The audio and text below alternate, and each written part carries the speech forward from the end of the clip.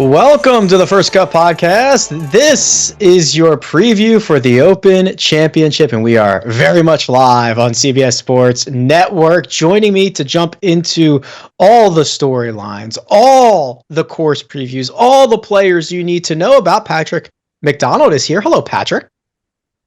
What's going on, guys? Less than 12 hours since Justin Leonard, Todd Hamilton, my cousin Jack McDonald gets it going there at Royal Troon. Happy to be with you guys. Happy to be with everyone watching along for the final major championship of the season. I can't believe it's already here. It's like 250 some odd days between the Open Championship and the Masters. I know. Rue, take it all in. Kyle Porter is here. Hello, KP. Yeah, don't say that out loud. I got to say, I urge people not to change the channel yet, but I've been watching the Open live stuff all week on YouTube from the RNA. It's like my third favorite major. Like just the pre-Open stuff. It's amazing. I've been this week is always. We talked about this on the First Cut podcast on Tuesday. This week's always amazing, and I've already had a blast with it. Patrick and I were just being asked, "Hey, what time do you guys want to be up and at it tomorrow?" And we're like, they'll as early as possible. Like we you know, we're not going to sleep in. What are we doing here? So I'm fired up for it. Yeah, it's going to be a lot of fun. And Patrick, just to kind of lay the foundation here, we were talking about this, you know, the way that tee times work, and this will get kicked off. Let's see if I can do math here. 10:35 p.m. my time. So that would be 1:35 p.m. Eastern on Thursday morning. The Open Championship is going to kick off, and they are going to have tee times for 10 straight hours. Everybody is going off number one. There is plenty of daylight in Scotland this time of year. I think that's 1:35 a.m. maybe, right? What did I say? I think p.m. Oh, definitely a.m. No, yeah, you gotta pace yourself if you're out there waking up at 1:35 to watch Justin Leonard hit that first tee shot. One, I would say, get something checked out in your brain if you're doing that. Look, I love the energy, I love the enthusiasm if you're getting up at that hour for Justin Leonard, but maybe reel it in. The big boys get going around 4:30 a.m. here on the East Coast. Then we'll get a nice little Law and Order transition there as well. When you switch networks on the US on USA, you'll get a nice little murder scene randomly popped in there into your golf coverage, and then all the big boys will come out, like I mentioned. So got to pace yourself. You're going to blink. It's going to be 10 a.m. You're going to be on your fifth cup of coffee. And then you're going to have to realize, oh, gosh, I'm going to have to watch this entire Jordan Spieth round. So it's awesome. The first 2 days are awesome, but they're tiring. And I really can't wait. Yeah, we're looking at some of the tee times right now. And KP, you know, looking at these, there's some pretty interesting groupings. You know, Jon Rahm, Tommy Fleetwood, Robert McIntyre. There's 3 European Ryder Cup members. Ludwig Oberg alongside Bryson DeChambeau, the reigning U.S. Open champion, and Tom Kim. There's just a lot of really fun, interesting combinations that we're going to get throughout the first 2 rounds. Yeah, there really are. The one I actually had circled, Rick, was the 425, I believe. I don't know if you have them in front of you, but I think Finau is the first literal and figurative big boy that I'm. He's kind of the one I have circled. Is like, okay, this gets my morning going. Which, by the way, Patrick, Spieth at the Open Championship, a Spieth round at the Open Championship, that is your late morning coffee. You don't need more coffee after that. That is the juice. So it's you know, the Open, and I think I think about this only once a year basically, but they do such a good job of, well, and they're really the only major that can do this, but they space out the tee times where they all go off one and they go off all day, and there's a better rhythm to the entire thing. And I think they do that Augusta thing where they don't just give you like, okay, here's your top 3 players in the world and none of the other groups matter. There are good groups. Obviously, we just showed a bunch of them, but they're not super duper mega groups. They're just like all really solid. And you know, there's a lot of interesting guys outside those groups, but I think they do a great job with their pairings and also with the kind of the rhythm of how the first 2 rounds play out. That Tony Finau tee time that Kyle referenced is alongside Russell Henley and Matthew Pavone, obviously off the first tee as discussed. Now, the course they're going to battle here, Patrick, is Royal Troon. This will be the 10th occurrence of Royal Troon hosting the Open Championship. We have not seen it since 2016. That is when Henrik Stenson and Phil Mickelson went absolutely nuts. I don't need to remind you of this, but the winning score was 20 under. Phil finished 3 shots back, 17 under, and third place, 11 shots behind Phil's 6 under par. That was JB Holmes. That's the last taste we have in our mouths from Royal Troon. Yeah, shout out to JB Holmes, slow play extraordinaire, getting a little play on the network. But yeah, although Henrik got to 20, Phil 17, the scoring average in 2016 was a little over 2 strokes over par, the same in 2004 as well. So it does play a little difficult. And I think what viewers will realize quickly in this first round is kind of the cadence of this golf course, right? The first 6 holes are gettable, then the next 6 are a little bit more difficult, and then the final 6, these guys are kind of just holding on for dear life, especially if we get a little wind out there. So the weather seems calmer on Thursday comparatively. We might get some wind and rain over the weekend, kind of like last year there at Hoylake, but it's a fun golf course. Seems like there's going to be some strategy required, unlike Valhalla. No offense to that venue. And it should be one where I think any type of golfer can really contend, right? I think distance is going to be an advantage just because distance is always an advantage. But if you're accurate off a tee, like a Colin Morikawa or a top 10 player in the world like a Russell Henley, that plays as well too, because these pot bunkers are a true 1-stroke penalty. So it's going to be a good test and hopefully a true links test on what is a soft and green Scottish soil. Valhalla just keeps catching strays, right? Every single week. It just is, I don't even acknowledge it anymore. Only 17 golfers were under par in 2016, despite that winning score being 20 under. And KP, the cadence is a real thing, especially at golf courses that are this old. The way they used to build these, start at the clubhouse, walk out 9 holes, turn around, and come back for the other 9. That's literally where we came up with in and out. And that's the similar setup that you have here. The front 9 at Royal Troon plays down the coastline. You kind of turn the corner and come back. I think 12 is the only hole on the back that's kind of situated differently. But what that creates is wind ends up being a big factor, because the direction of the wind could determine whether you're playing 9 consecutive holes downwind or whether you're playing 9 consecutive holes into the wind.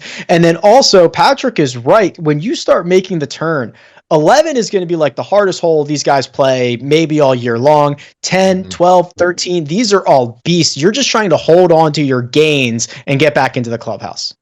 Yeah, I mean, that's the perfect description of the golf course. I was watching this video, shout out to, I think it was Golf Digest, Derek Duncan, who's like the architecture editor, I think, over there. And he talked about how this was probably 120 years ago. The members at Troon, they used to play the first, I think it was 9 or 10, and then they would keep going and play Prestwick, which is a golf course that is adjacent to Troon and hosted, I think, 25, 26 Open Championships. It hasn't in forever because it's a very, very short golf course, but they would play all the way back in at Prestwick, have lunch there at the clubhouse, and then play the 18 or however many coming back, 9 at Prestwick, and then the back 9, second 9 at Troon, which is such a cool, like, only in Scotland type thing. Rick, my only hope for this week in terms of the golf course, Patrick's right. It is going to be green. I was talking to somebody yesterday that's there. He was saying, like, there's been a lot of rain this summer in Scotland, and it's greener than you would probably like for an Open Championship. But my only hope is that we get wind. Think back to, when's the last time we got wind at an Open, like real wind? Portrush didn't have an Open in 2020. 2021 was like just the like Colin Morikawa basically won. No wind. It was like Top Golf. It was like indoors basically. 2022 at St. Andrews, I was there. It was shockingly calm. No weather.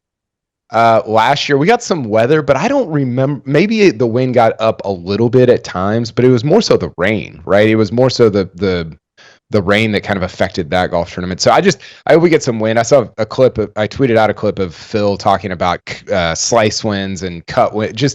He was going crazy on like how to play this golf course in different types of winds. And I think it's fascinating, just like you do, Rick, to watch guys think their way around a golf course like this. And I hope we get some of that this week.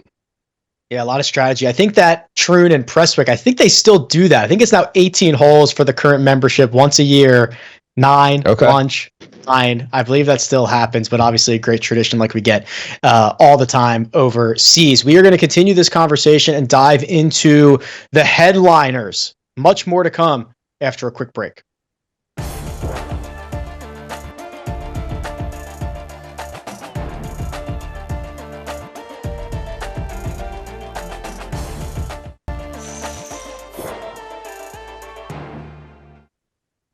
Welcome back to the First Cut Podcast live on CBS Sports Network. And gentlemen, let's start naming some names. And there is seemingly a big 3 at the top of the board for this week's Open Championship. Patrick, let's start with the biggest of boys. That is Scottie Scheffler, who since March has won more golf tournaments than he has not won. That is an insane thing to say. He's already won the Masters this year. He had a T8 and a T41. In his other 2 major championship performances, he has turned around his putting, and he is coming out to play for the first time since the Travelers Championship a handful of weeks ago.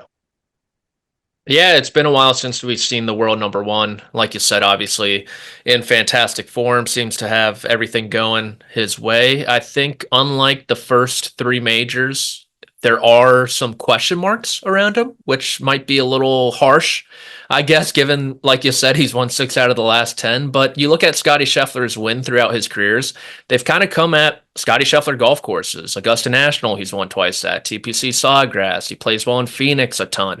Bay Hill as well. He's played well at TPC River Highlands multiple times too. And then you throw in kind of the disappointment, I guess, relative to our expectations at the U.S. Open and the variance that clearly got to him mentally.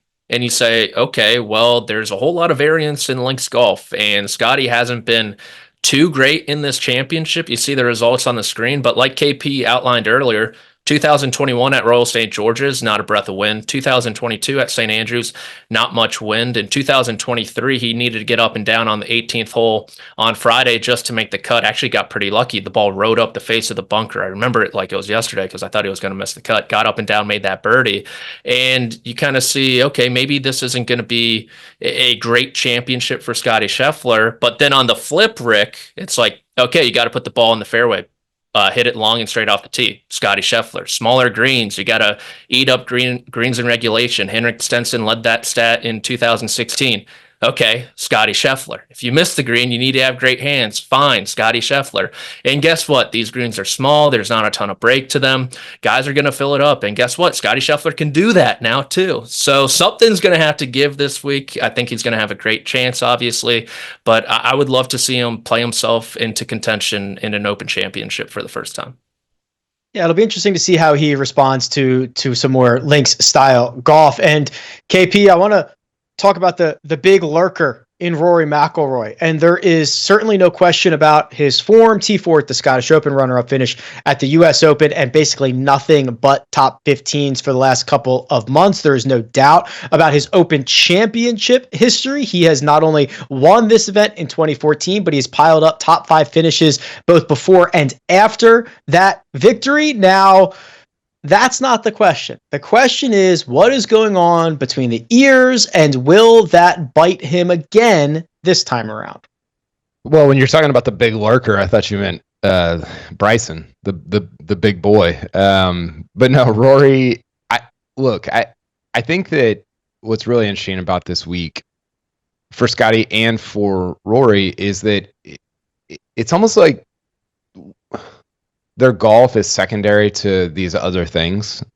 And what I mean by that is with Scottie, I could not be more fascinated, and I think I'm the most interested in him in terms of the way guys strategize their way around Royal Troon. So Patrick kind of touched on that a little bit, but I think that is far more interesting than the golf that he plays. And then with Rory, it is the way he thinks and emotes this week. Like, of course, the golf's going to be good. He hasn't finished outside the top 15 anywhere in the world in an individual event since like April 18th at the RBC Heritage? Arbor Town, yeah. The 18th was the start date. The 21st was the end date. Okay. So, of course, the golf's going to be good. Him and Spieth have been the two best Open Championship players of the last, give me any window, basically, and they've been the two best, 10 years, 15 years, 8 years, whatever you want to throw at it. But what's his sort of mental disposition going to be when he gets into contention, when he's in the second to last pairing on Saturday, when he leads on Sunday afternoon with 11 holes to go? Like, that to me is far more interesting than the golf that he plays, because that's what's been the problem at Augusta, right? He said that. I asked him this question last year at Augusta, and he said, it's far more mental and emotional than it is physical. It's like, well, the same could be said about just winning any major right now for him. So I couldn't be more interested to watch those two and basically everything other than their golf and the way they go about things this week. Scottie Scheffler alongside Jordan Spieth and Cameron Young. Rory McIlroy, he is alongside Max Homa and Terrell Hatton. The big lurker, Patrick, that is Bryson DeChambeau. He is having the best major championship year of anyone. He has played phenomenal golf all around the world. He obviously captured victory at the U.S. Open, but there's just one little caveat here. His Open Championship record is not good. No, it's not. And his experiences haven't been good either. You think about 2018 on the driving range, looking like he lost his mind. Okay, 3 years later, Royal St. George's. Sorry, Cobra, your driver sucks. And he comes this year, 3 years removed, completely different golfer, right? A completely different man. And so I think I'm really interested. I think he's probably the most intriguing player this week in my mind, just because of the strategy off the tee and what he's going to employ. I think it was really telling there. Johnson Wagner had a segment on Golf Channel with the burn on number 3 cutting off the fairway. In the middle, you had Dustin Johnson hit iron. You had Brooks Koepka hit iron. He was alongside Wyndham Clark. He pulled driver out, carried the burn, and then DJ was like, oh, wait, I could do that too, and also did that. So those little decisions, it's obviously going to be weather dependent. It is really interesting in regard to Bryson DeChambeau, because I kind of liken him to almost like Donkey Kong and Super Smash when you get the hammer, the little hammer power up, and you just go around it and murk everyone. That's Bryson DeChambeau with the driver, right? When he's hitting it long and straight, that kind of filters throughout the rest of his bag, that confidence.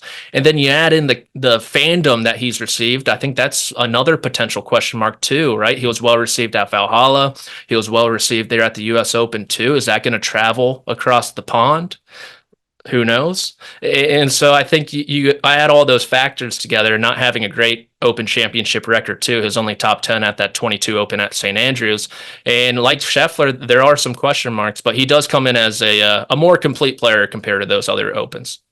Well, he did say that it traveled, Patrick, because he said today on the Open Live deal that, I keep wanting to call it live from. It's not live from. It's just whatever the RNA calls their live coverage of practice rounds. He was interviewed on there and he said, the people out here, they've been great. They couldn't wait to see the US Open champion, which is a hilarious, very Bryson thing to say. Look, Rick, I'm fascinated to see how rarely have we seen a player win the US Open and the Open? I mean, it's only happened, I'm looking at it, I think it's only happened 6 times. So you have Bobby Jones in 1926, Gene Sarazen in 1932, 1953 Ben Hogan. He was unable to play in the PGA because his ship didn't get back in time, but he won the Open and the US Open. And then 71 Trevino, Tom Watson in 82 on this golf course. Yep. And then the Cat Tiger in 2000. So Doesn't happen very often. It could usurp. I don't know. I don't know if it would usurp what Scottie's done this year, but it would at least make the conversation interesting. Bryson DeChambeau off with a pair of international superstars in Ludwig Oberg and Tom Kim for the first 2 rounds. We've got plenty more contenders to talk about. We've got picks. We've got a lot more to come, but we're going to continue this conversation after a quick break.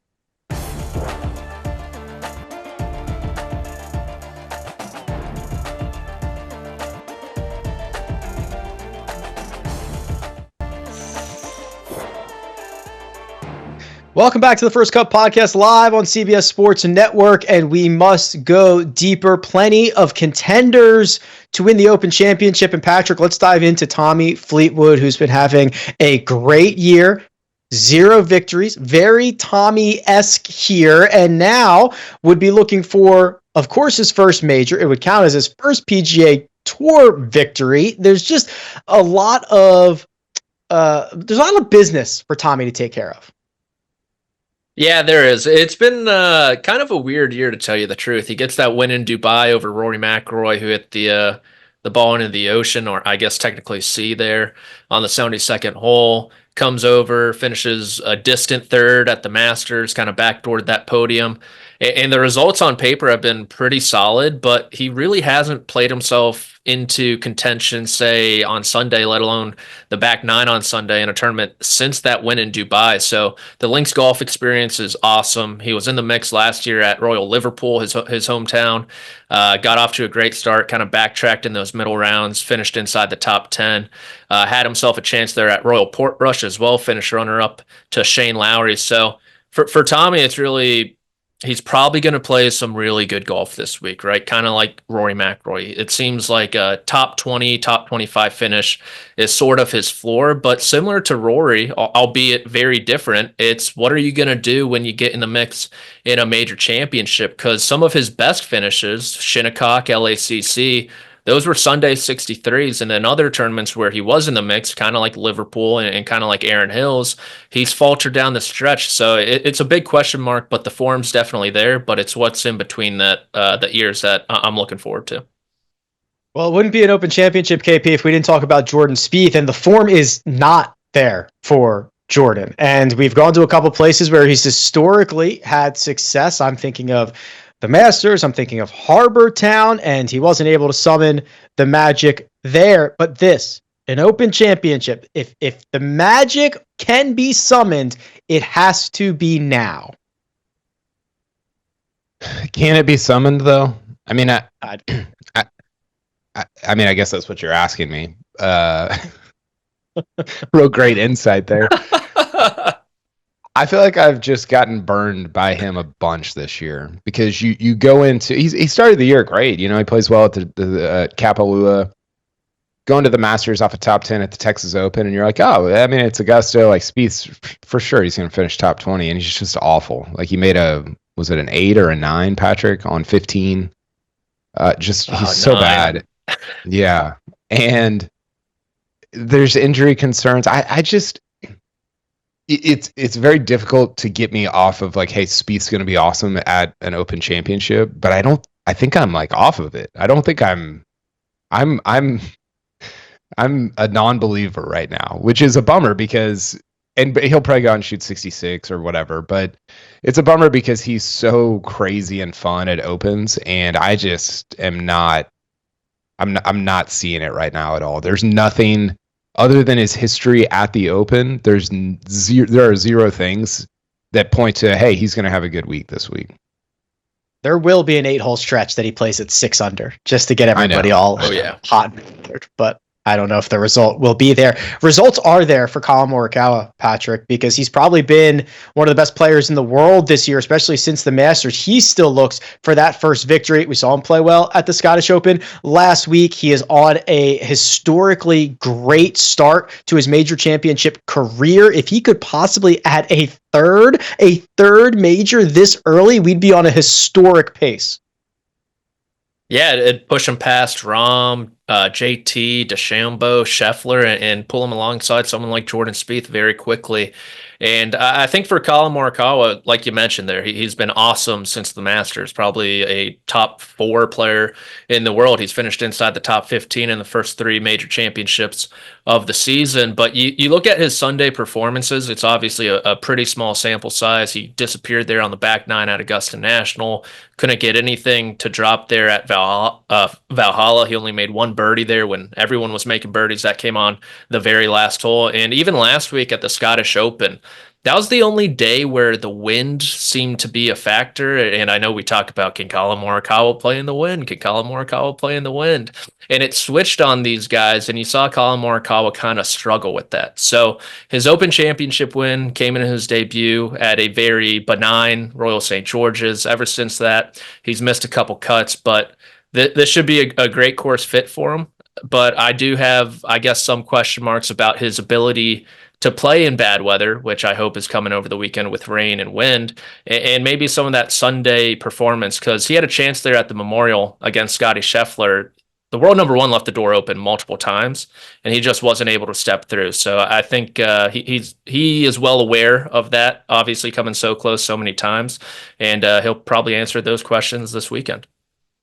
Outside of, 20. This will be number 20 in terms of major championships for Colin Morikawa. He is 16 for 19 in cuts made. He is 7 for 19 in top 5s. And of course, those 2 victories. KP, outside of Bryson DeChambeau, who has gotten a lot of our conversation and our attention, and that goes industry wide, who's carrying the torch for LIV? Who can make the noise that tour kind of requires when we get together 4 times a year? Well, I think that's one of my big questions going into this week. That was one of my storylines, Rick, is like, okay, who's it going to be? I think there are options, right? Louis Oosthuizen always plays well at the Open. I think Tyrrell Hatton's playing some pretty decent golf. He just won, I think it was LIV Nashville. Rahm, I don't know, man. Like it has not looked good this year. Cam Smith is interesting. He's always kind of a threat depending on how well he's driving it. And the answer is probably Brooks. Patrick brought this up on our podcast on Tuesday, and I think Brooks is like 45 to 1, something like that. But he's finished T26 at the last 2 majors. It hasn't been Rahm where he's miscut T46. Like, it hasn't necessarily been what you normally would expect from Brooks, but the problem, as Patrick pointed out, has been his putter. You could see that, this is putting at Royal Troon is very different than putting at Pinehurst, which is very different than putting at Valhalla. So I think that one is interesting. I don't know that I maybe believe it as much as Patrick kind of insinuated that he did, but I think if you make me pick one of those guys, it's probably Brooks Koepka. Speaking of Valhalla, we had a champion there named Xander Schauffele, Patrick, and he is our newest major champion. Gets his name into the books. 223 different major champions now in the history of golf. Is 33. Is that what it was? 33? I thought it was 223. 33. 33, my apologies. And you look at his major championship results, obviously the breakthrough at the PGA, lots of top 10s, lots of top 15s, always lurking. So will anything be any different this time for Xander? Always lurking. And the Open's been a pretty solid championship for him, probably most notably there at Carnoustie, among the leaders there on Sunday. I believe he bogeyed his final 2 holes. I do remember the baby crying on his chip shot on 3rd. He was about to hit, and then the baby started crying. I don't know why that sticks out, but really ever since the PGA Championship, you look at the lead up into that tournament, he gained 6 strokes off the tee at Quail Hollow. He gained another 5 strokes off the tee at Valhalla. And the driver, yes, he's added speed this year, thanks to working with his coach, the political analyst, Chris Cuomo. But he's also added a bunch of accuracy as well. And that accuracy has actually kind of abandoned him in recent weeks, right? At Pinehurst number 2, he couldn't find a fairway. He struggled there at Memorial to find the fairway as well. He struggled last week at the Scottish Open to consistently find the short grass. And like we've mentioned, these pop bunkers are true one-stroke penalties, some of the deepest in the Open Rota. So for Xander, that kind of was his bugaboo before this year, was he can get a little scratchy, a little wayward off the tee. And it seems like that's creeped back in over the last month. So I'm interested to see where the driver's at and where he is off the tee. But if he's consistently finding the short grass, the rest of the game is there to contend. Patrick is kidding for the uninitiated. It's Chris Como, not Chris Cuomo, who is the swing coach there, just confirming that we all know that is true. Patrick Cantlay will be alongside Xander Schauffele, and Xander Schauffele will also play with the big cat, KP, Tiger Woods. A lot of conversation about Tiger's performance in major championships and whether he should pull the plug. Are we going to see Tiger on the weekend this week? First of all, I love the idea of somebody like looking for Mountain West basketball rerun highlights, and they get Patrick McDonald talking about Chris Cuomo. Like, no idea if he's kidding or not. I don't even know if the Mountain West is still a conference. I'm just saying old random basketball conferences. Look, the Tiger stuff. I'll say this about Tiger. He looks. I don't know if fitter is the right word. He looks good this week. Like, there's been times at majors where you're like, God, he doesn't look very good. And just watching him from afar, obviously none of us are there, but he looks more agile. He kind of confirmed that in his presser. He said he's been able to get after it in the gym more or something like that, which I have no idea what that means. I presume Tiger's always kind of getting after it in the gym, but I think he looks pretty good. I think it's the one. I mean, look, his results at majors have been bad since he won the Masters in 2019. I think he's only finished like 4, maybe 5 tournaments since then, and the majority of those have been at Augusta National. I do think this is the one tournament where, like, he's still a genius. The thing that he hasn't lost is his ability to think his way around a golf course. Now, he doesn't have the physical tools to kind of match up with that to go out and be competitive, but you can think your way into a made cut.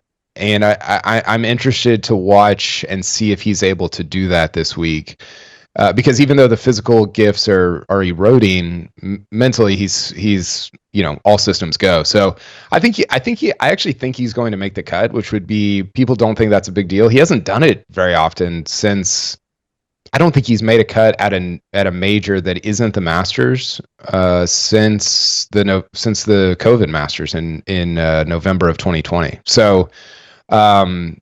Yeah, I think he's going to make the cut, and I'm excited to see him kind of manage his way around that golf course. We're not talking about making cuts. I want winners from you too. We've got those along with your long shots coming up after a quick word from our partners.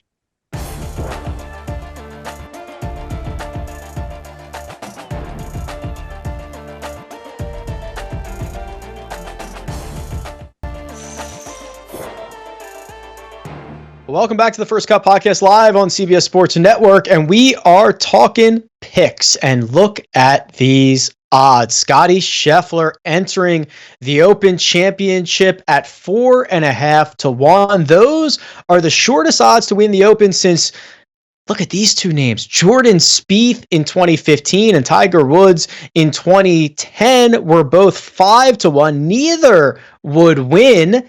4th for Spieth, 23rd for Tiger Woods. Patrick, you are our resident expert of the short odds. Is this deserved here? Scottie getting historic levels of respect from odds makers? I think it is, right? Like you mentioned at the top, this guy's won 6 out of his last 10 tournaments against the best players on the PGA Tour. And as we kind of mentioned, outside of Bryson DeChambeau, who has been the best major performer in 2024, the rest of the LIV guys haven't really shown up all too often. So yeah, I think it's pretty deserved considering he's going off at like 3.5 to 1 for those signature events. Yes, indeed. Some really short odds on those ones as well. Well, let's talk about who we think is going to win the 152nd Open Championship. Kyle, why don't you kick us off with your winner for this week? Yeah, for me, it came down to Rory and Ludwig, and the Scottie thing. I think Scottie's going to play very well. The odds are just way too short for me, and so my eyes kind of went to Rory and Ludwig, and Rory. The narrative is very easy to see, right? Where it's like kind of the 2011 U.S. Open all over again, where he heartbreakingly loses the Masters and then comes back and rolls at the U.S. Open at Congressional. You could see that happening again this year. Heartbreakingly loses the U.S. Open, comes back and rolls at Troon. But I'm gonna stick with Ludwig. I'm going with Ludwig Aubert to win his the first Open that he plays in. This happened back in 2021 when Morikawa won the first Open he played in, and I just think Ludwig is playing unbelievable golf, but he hasn't gotten a win out of it.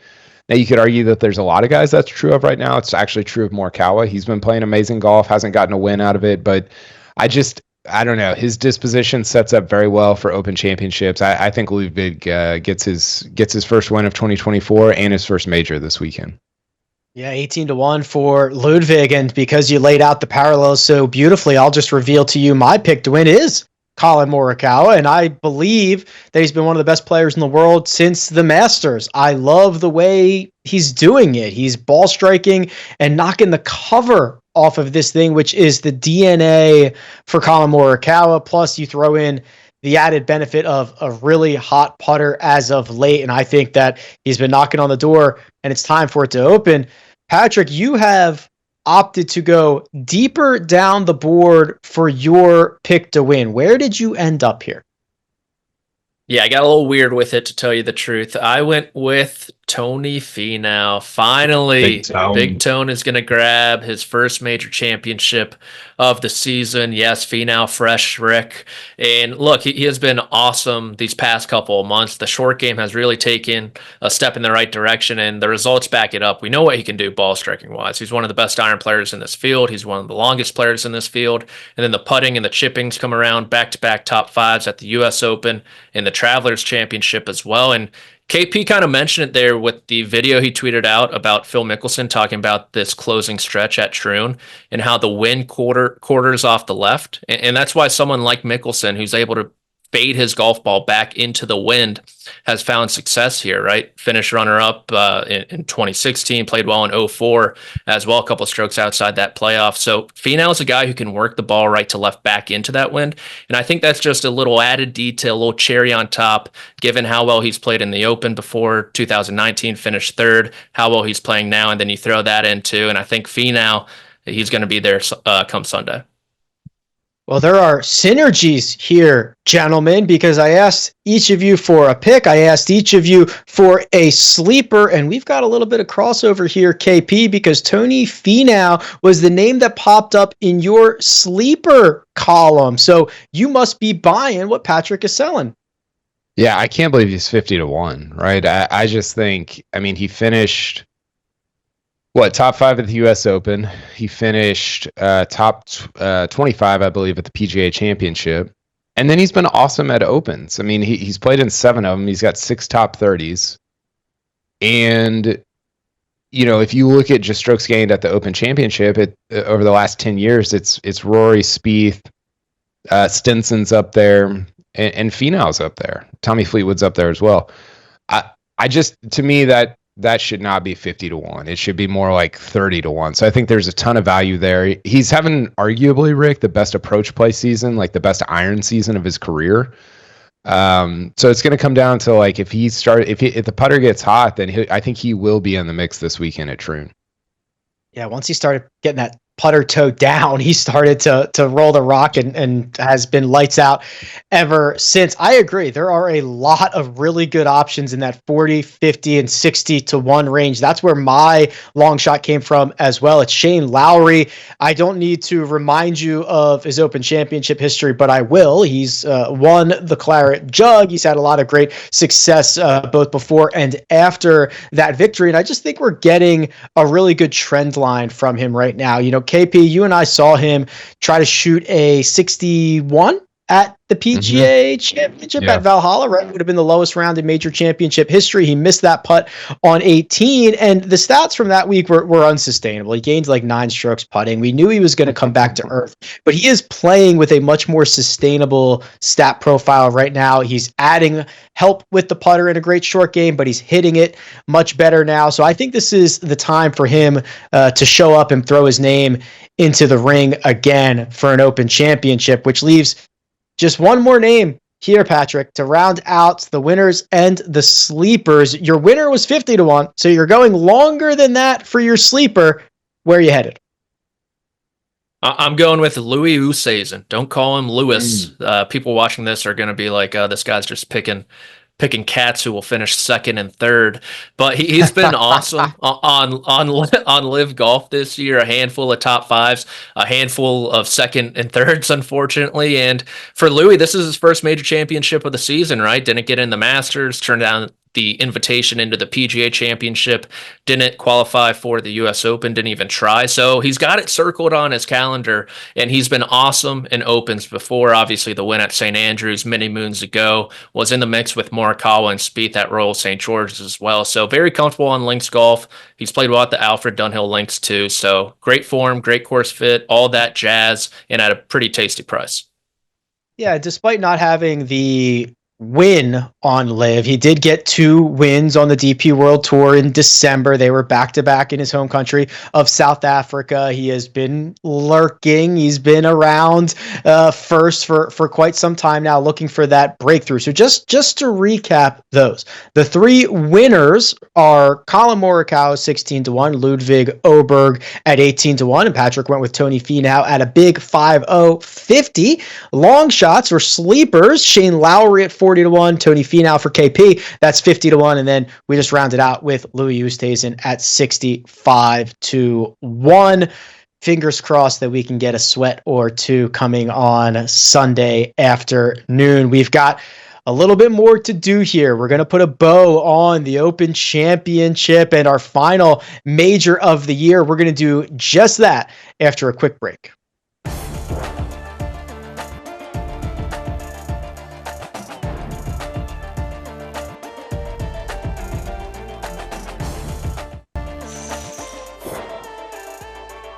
Welcome back to the First Cut Podcast live on CBS Sports Network. And gentlemen, it would not be the first cut if I didn't put you on the spot with a little bit of trivia here. And that's how we're going to wrap up the show. Closest without going over as we do. Patrick, you have to go first because you won last time. Oh, gosh. How many golf clubs worldwide have the royal distinction like we're going to get at Royal Troon this week? There's at least 2, Royal Troon, Royal Montreal. So I'm going to go with 71. 71 is Patrick's answer. KP, he already gave you 2. What's your guess? 72. This was the time to go the other way. There are 69. That was a pretty good guess, Oh! There are 69 courses that are allowed and have permission to use the term royal, which must be bestowed by a reigning monarch. They are all over the globe, the UK, Spain, Belgium, the Netherlands, and Sweden. They're everywhere, Australia, everywhere. So that is it. It's Royal Troon this time around. That is Kyle Porter. That is Patrick McDonald. If you have liked anything you've heard, there is plenty more of the First Cut podcast coming your way this week and every week. We are doing round by round recaps. As soon as that final putt drops at Royal Troon, we'll be here to break it all down. And of course, we'll be right back here on the CBS Sports Network Friday at 2 p.m. Eastern Time for all your golf and podcast needs. Download us wherever you get your pods.